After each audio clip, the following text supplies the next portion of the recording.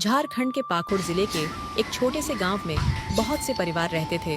कुछ ऐसे जिनके आंगन में खुशियां खिलती थीं और कुछ ऐसे भी जिनके चूल्हे भी कभी कभी ही जलते थे। अमीर भी थे, गरीब भी, लेकिन उन सब में एक परिवार ऐसा भी था जिसकी गरीबी सबकी आंखों को नम कर दे।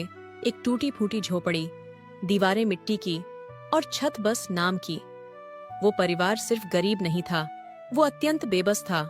सुबह का समय है, करीम अपने घर में खाट के ऊपर बैठा हुआ है। तभी उनकी गुड़िया आती है। अब्बू, सब तो कुर्बानी के लिए गाय ले आए हैं, हम नहीं लाएंगे क्या? अब्बू, आप क्यों कुछ नहीं बोलते? सब लोग तो हर साल कुर्बानी करते हैं और गोश्त खाते हैं, लेकिन हम लोग तो खा ही नहीं पाते। इस बार आप भी एक कुर्बानी दीजिए ना। हाँ बेटी, इंशाल्लाह इस बार जरूर देंगे। पिछले साल भी नहीं दिए थे। इस बार कुर्बानी की ईद पर मेरी गुड़िया भी गोश्त खाएगी, खूब खाएगी। तू चिंता मत कर मेरी बेटी। सच में अब्बू, इस बार आप कुर्बानी दोगे?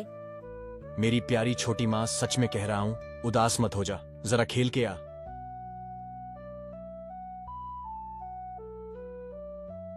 गुड़िया तो इन दिनों हर वक्त बस कुर्बानी की बात करती है और मेरी हालत ये है कि कुछ कर पाने की ताकत ही नहीं। इन मासूम बच्चों को मैं क्या समझाऊं। उसी वक्त उनकी पत्नी पास आ जाती हैं।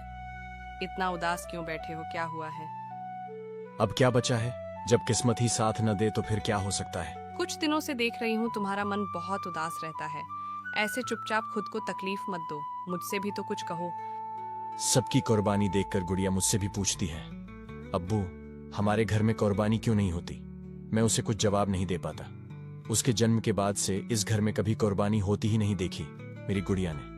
तुम सच कह रहे हो, गुड़िया भी मेरे पास आकर पूछती है, लेकिन मैं उसे कुछ समझा नहीं पाती। ईद के दिन सब लोग खाते और हंसते खेलते हैं, खुशियां मनाते हैं। मेरी गुड़िया भी उन खुशियों का थोड़ा सा हिस्सा बनना चाहती है, लेकिन वह तो कुछ कर भी नहीं सकती। अब अच्छा नहीं लग रहा है, जरा बाहर जा रहा हूँ, देखता हूँ कोई और रास्ता निकल सकता है या नहीं। इस तरह हाथ पैर समेटकर चुपचाप बैठे रहने से कोई फायदा नहीं होगा। ठीक है, जाओ और देखो कि क्या कर सकते हो।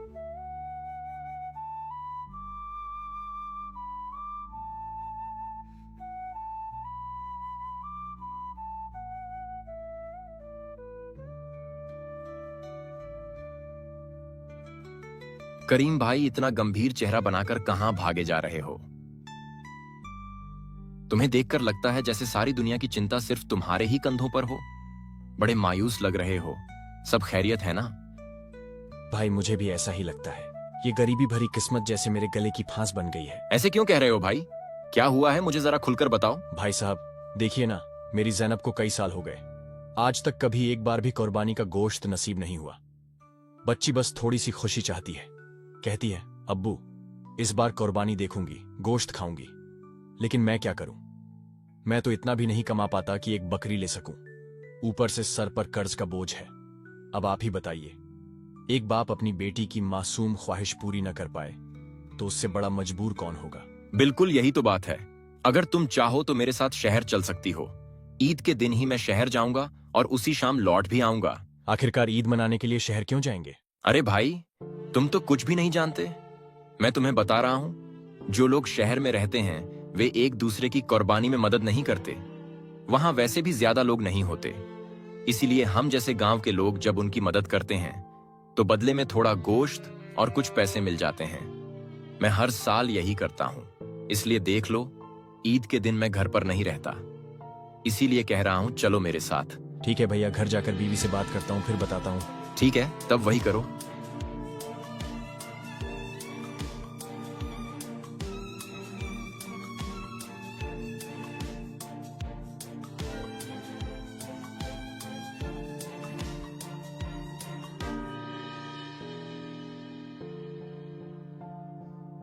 अभी तो गए थे, फिर इतनी जल्दी वापस भी आ गए। रास्ते में रहीम भाई से मुलाकात हुई। भाई कह रहे थे कि अगर उनके साथ शहर जाकर लोगों की कुर्बानी में मदद करूं तो वहां से गोश्त और कुछ पैसे दोनों मिल जाएंगे। सच में? तुमने क्या कहा? मैंने अभी तक कुछ नहीं कहा है, लेकिन सोच रहा हूं कि जाऊं क्या कहूं। हर साल तो गांव में लोगों की कुर्बानी में मदद करता हूं, लेकिन देखो ना, जब कुर्बानी खत्म हो जाती है तो जैसे कोई पहचानता ही नहीं। ऐसे ही दूर दूर रहते हैं और काम के बदले में थोड़ा सा गोश्त देना भी जैसे बहुत भारी पड़ता है उनके लिए। तुम जो ठीक समझो वही करो, मुझे कोई आपत्ति नहीं है। आखिर तुम जो भी कर रहे हो सब तो परिवार के लिए ही कर रहे हो। ठीक है, तो मैं कल शहर जा रहा हूँ, लेकिन तुम जरा बेटी का ख्याल रखना, अभी उसे कुछ मत बताना। तुम्हारी जाने की बात सुनकर मैं बच्ची को संभाल पाऊंगी कि नहीं?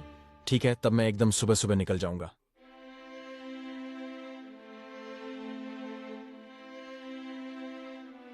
ईद की सुबह जब जैनब अभी सोकर नहीं उठी थी, तभी करीम रहीम के साथ शहर चला गया।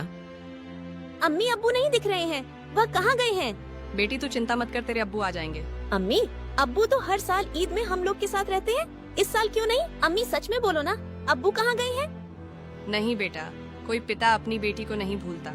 तुम्हारे अब्बू तो तुम्हारी मुस्कान के लिए ही शहर गए हैं। वो वहाँ जाकर लोगों की कुर्बानी में मदद करेंगे ताकि बदले में थोड़ा सा गोश्त मिल जाए, हमारे घर की हांडी में भी कुछ पक सके। अम्मी क्या सिर्फ थोड़ा सा गोश्त लाने के लिए अब्बू ईद पर हमारे साथ नहीं है? ऐसा गोश्त हमें नहीं चाहिए। अम्मी जिसके लिए अब्बू को हमसे दूर रहना पड़े, मैं तो अब्बू के बिना कुछ भी नहीं खाऊंगी। वो घर आ जाएं, बस मैं उन्हें देख लूं, उनकी आवाज सुन लूं, मैं बहुत खुश हो जाऊंगी।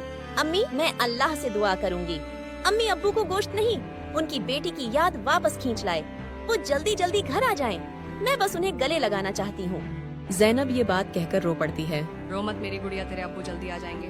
ये बात कहकर उनकी अम्मी उसे गले लगा लेती है।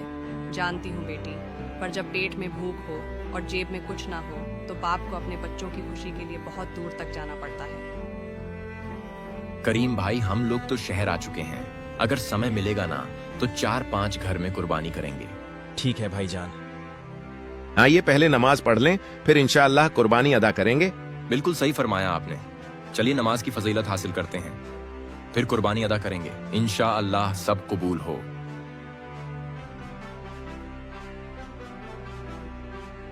इधर गांव में जैनब दूसरे के यहाँ कुर्बानी देखने जाती है। अरे आज तुम्हारे घर से बहुत अच्छी खुशबू आ रही है, क्या पक रहा है? ओह, तुम्हें भी खुशबू आ गई? क्या बताऊं जैनब, हमारे घर में तो आज मटन बिरयानी, शामी कबाब और सीख कबाब बन रहे हैं। तुम्हारे जैसे लोग तो शायद नाम ही सुने होंगे, खाए कहाँ होंगे। शबनम ऐसे ना बोलो। वैसे भी ईद पर असली मजा तो होता है। कुर्बानी करने वालों के घर में खाली खुशबू से पेट तो नहीं भरता। तुम लोगों के बस की बात तो है ही नहीं कुर्बानी करना। ये बात जैनब के दिल को गहरे तक चुभ जाती है। वह चुपचाप उदासी के साए में डूबी घर की ओर लौट पड़ती है।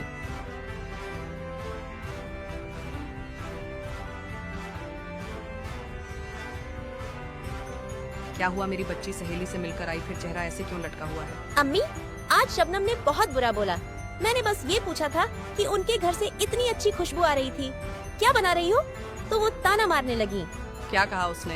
कहने लगी कि हमारे जैसे लोग तो सिर्फ खुशबू से ही पेट भरते हैं, असली मजा तो कुर्बानी करने वालों के घर में होता है।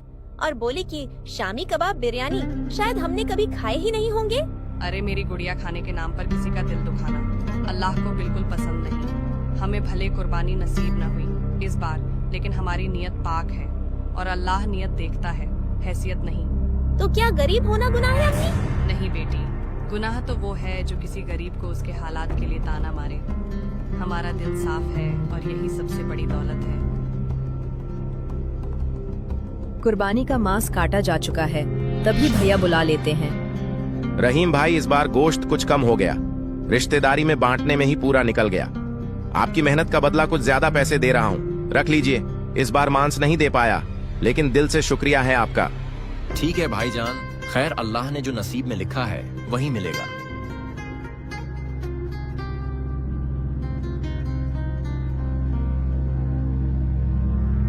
रहीम भाई, गोश्त चाहिए मुझे। पैसे तो हर रोज कुछ ना कुछ कमा लेते हैं, लेकिन आज मेरी बच्ची भूखी है। सुबह से बस यही पूछ रही है, अब्बू इस ईद पर भी गोश्त नहीं मिलेगा। ठीक है भैया, मैं तुम्हारा दर्द समझ रहा हूँ, लेकिन क्या करूँ, जो नसीब में लिखा होता है वही होता है। एक काम करो, आज तुम ही चले जाओ, मैं यहीं रुक जाता हूँ। जाते वक्त बाजार से अपनी बच्ची के लिए गोश्त ले लेना, तुम्हारे पास तो पैसे हैं। ठीक है, चलता हूँ, तब अपना ख्याल रखना।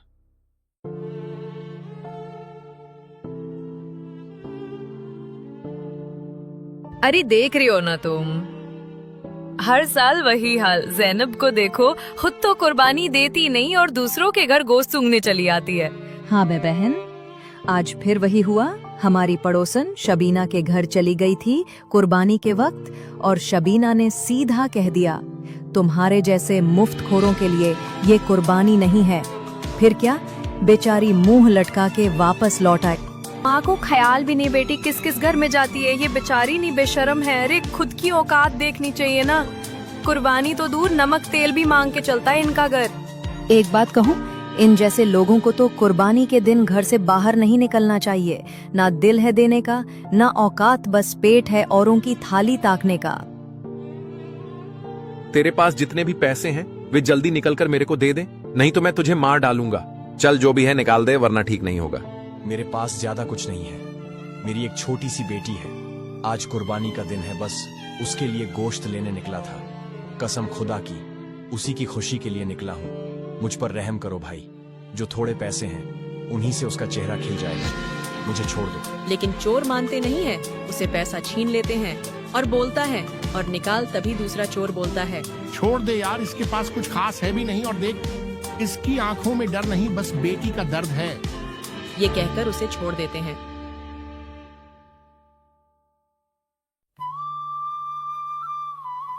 रास्ते में कुछ चोर करीम से पैसे छीन लेते हैं, लेकिन करीम ने अपने पैसे 2 हिस्सों में बांटकर रखे थे। एक हिस्सा बच जाता है। भाई मटन कैसे दिए? 600 रुपए किलो। बाजार में एक आदमी करीम को गोश्त खरीदते हुए देखते हैं और आकर बोलते हैं, मैं तुम्हारे को 1 सप्ताह से ढूंढ रहा हूँ। मेरा जो बकाया पैसा था वह जल्दी मेरे को दो। जितने भी पैसा थे उनको वो दे दिए और बिना गोश्त लिए वो घर की ओर चल पड़ते हैं।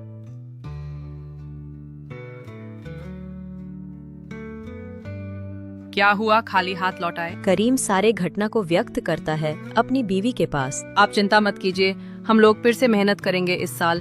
कुर्बानी नहीं हुआ तो क्या हुआ, हम लोग का दिल साफ और पाक है, इंशाल्लाह अगले साल करेंगे। अबू अब आ गए।